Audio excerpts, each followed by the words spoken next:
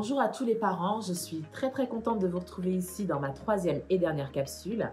Alors pour cette dernière vidéo, j'ai envie de parler avec vous d'une problématique qui à l'heure où l'éducation positive commence à faire du bruit, divise de nombreux adultes et parents.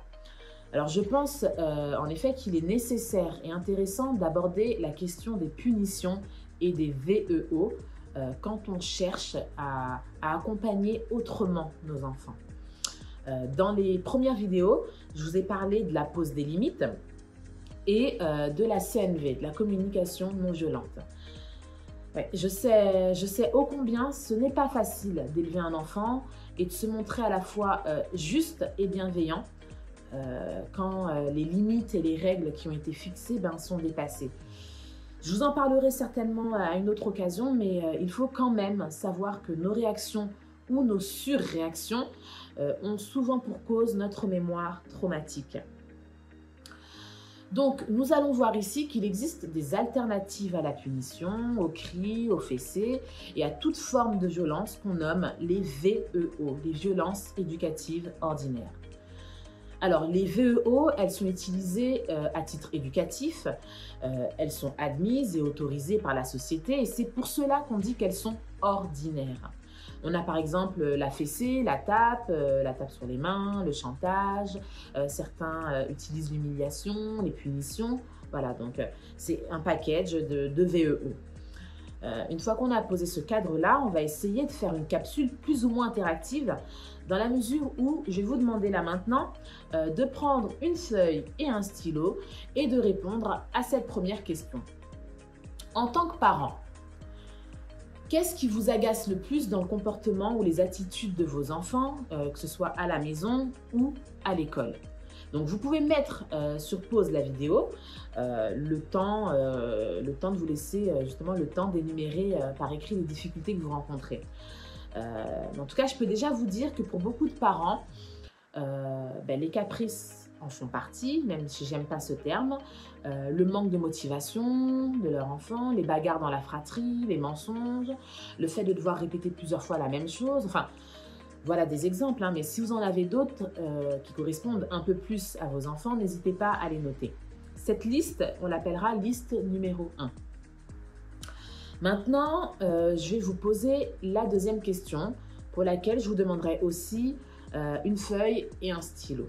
Alors, quelles sont les valeurs ou les compétences de vie que vous souhaitez transmettre à vos enfants de façon à ce qu'ils puissent devenir des adultes heureux, épanouis et responsables?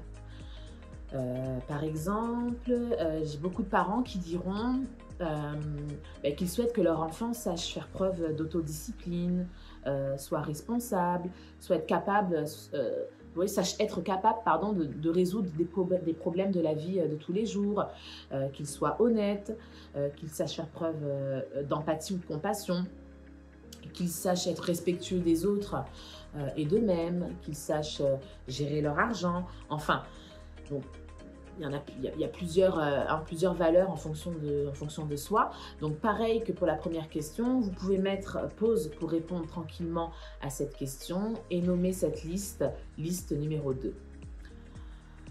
Maintenant, dites-vous que quand vous allez agir avec vos enfants, il va falloir garder en tête les deux listes que vous venez de faire et se dire que les erreurs ou les comportements inadéquats que vos enfants vont commettre et qui sont le plus souvent dus soit à l'immaturité de leur cerveau, soit à la non-satisfaction des besoins fondamentaux, soit au mimétisme avec l'adulte, on a aussi au stress, à l'environnement qui peut être parfois non adapté ou au manque d'information ou de préparation. En tout cas, il faut se dire que ces erreurs sont pour vous des opportunités qui vont vous servir à lui transmettre et à lui apprendre des choses, à l'amener vers les valeurs et les compétences de vie que vous avez listées dans votre liste numéro 2. Donc vous comprenez dès lors qu'en utilisant la punition ou une VEO, en fait, on n'apprend rien à nos enfants. Notre enfant, tout simplement, il respecte tout simplement la règle parce qu'ils ont peur de la punition, mais pas parce que la règle est bonne ou qu'ils trouvent tout simplement qu'elle a du sens. Et si même sur le court terme, effectivement, on est content parce que le comportement de notre enfant, il stoppe net, il faut quand même se dire que à long terme, on observe des conséquences qu'on nomme les 4 R de la punition. Et je suis sûre qu'en faisant appel à votre enfant intérieur, vous allez vous reconnaître. Hein. Donc les 4 R sont des potentielles conséquences de la punition. Le premier R fait référence à la rancœur. L'enfant, après une punition, il peut ressentir de l'injustice et une perte de confiance en l'adulte. D'ailleurs, ils le disent, hein, c'est pas juste, c'est pas moi, c'est lui qui a commencé. Donc, il y a vraiment un profond sentiment d'injustice qui peut s'installer. Le deuxième R, c'est la revanche. L'enfant, il peut chercher à rééquilibrer le pouvoir au prochain conflit. Sous-entendu, ok, là, ils ont gagné, mais la prochaine fois, je les aurai.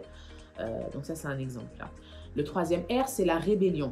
Donc là, l'enfant ou l'ado, il va tout faire pour vous prouver que vous ne pouvez pas le forcer. Hein. Donc, il fait parfois l'inverse de ce que vous lui demandez. C'est vraiment un comportement qu'on observe souvent avec les ados. Et enfin, le quatrième R, c'est le retrait. Là, l'enfant, il va recommencer en plus discret. Hein. Ou bien, il peut aussi perdre carrément l'estime de lui-même. Moi, si je fais appel à mes souvenirs, je pense avoir pratiqué plusieurs fois le retrait ou la dissimulation. À savoir que je disais à mes parents, ok, ils m'ont eu cette fois, enfin je leur disais pas, hein, je le pensais, ils m'ont eu cette fois, mais comment je vais faire pour la prochaine fois pour pas me faire prendre, hein. Donc voilà, papa, maman, je suis désolée, mais ça m'est arrivé. Hein, et puis franchement, nous-mêmes, adultes, on n'a pas besoin de faire appel à notre enfant intérieur. Hein. Nous-mêmes, adultes, on agit parfois comme ça. Un simple exemple, le radar. Hein, on ralentit tous quand on arrive devant un radar. Ça, on a peur d'être puni, on a peur d'être flashé. Mais beaucoup d'entre nous, une fois que le radar est derrière, on réaccélère. Hein. C'est un comportement qu'on observe aussi chez l'adulte. Donc en tout cas, je vous encourage vraiment à garder en tête les 2 listes que vous avez créées et qui correspondent aux questions que je vous ai posées tout à l'heure. Parce qu'elles servent de guide, tout simplement. Elles servent de guide sur ce que vous souhaitez apprendre à votre enfant. En gros, après avoir agi de telle ou telle façon avec mon enfant, qui n'a pas eu un comportement correct, est-ce qu'il sera plus inspiré par ce qui est écrit dans la liste numéro 1 ou par ce qui est écrit dans la liste numéro 2 ? Vraiment, on se pose la question littéralement, est-ce que ma façon d'agir peut l'encourager à mentir pour ne pas se faire prendre la prochaine fois, peut faire appel à ce que certains appellent les caprices, est-ce qu'il peut se sentir humilié ou rabaissé, ou bien au contraire, est-ce que ce que je suis en train de faire peut lui permettre d'apprendre l'autodiscipline, l'honnêteté, est-ce que ça va le motiver à faire mieux la prochaine fois, hein. Ça, il faut vraiment le garder en tête. Une fois que j'ai dit tout ça, je tiens quand même à vous rassurer, hein, il n'y a pas d'éducation sans sanction. C'est bien la manière de s'y prendre qui va être différente si on souhaite garder intacte notre relation avec nos enfants.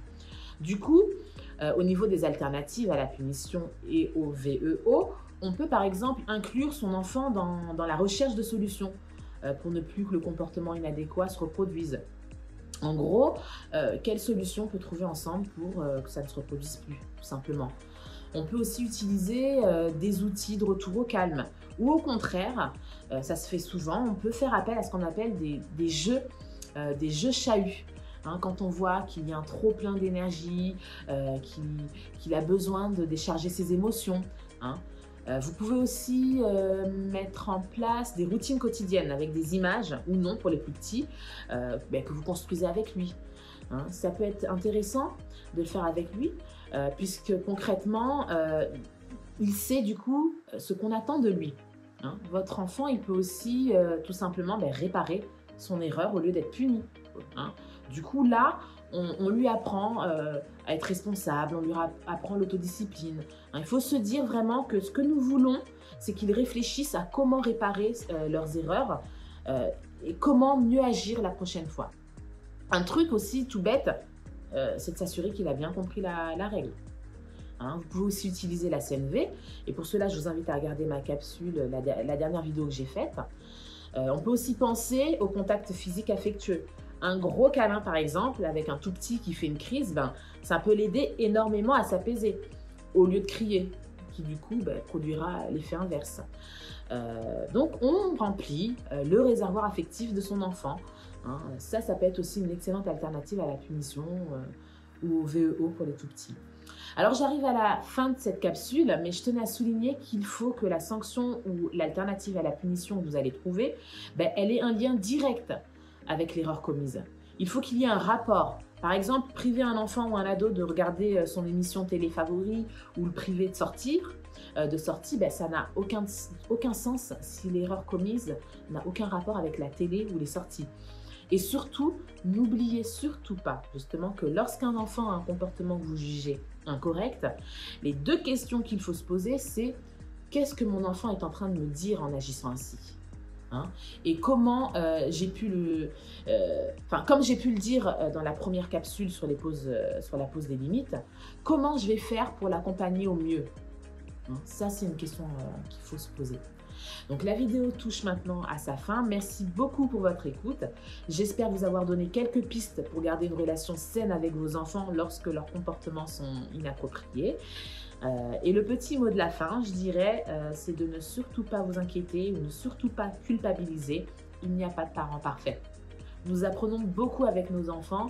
Ils nous font vraiment grandir. Voilà. Merci beaucoup et à très bientôt surtout. Au revoir.